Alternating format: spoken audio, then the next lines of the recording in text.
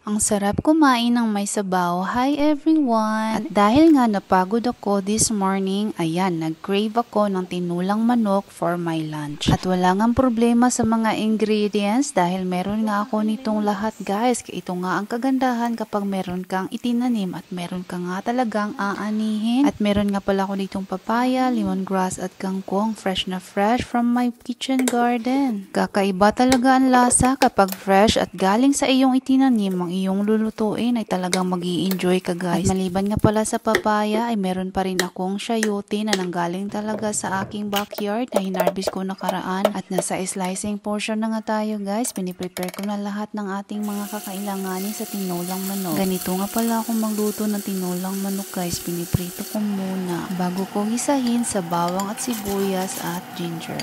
At hindi ko nga alam kung paano kayo magluto ng inyong tinula guys. So wala namang problema as long as masarap at nakakain ito. Ako lang din naman ang kakain nito guys or ipapamigay ko sa aming mga workers ang iba nito dahil hindi nga ako makain ng mga kasama ko dito sa bahay. Dahil iba rin ang kanilang panglasa kisa sa ating mga Pinoy. At ito nga ay luto na, itinilagay ko na nga ang ating kangkong at moringa. It's time to eat, mga una ta guys. Agoy, kalami. Lamigid kaayo ang sabaw guys, sobra. Pagbalik nga namin galing bakasyon guys, nagluto agad ako dahil na-miss ko ang pagkaing Pinoy. Bye everyone!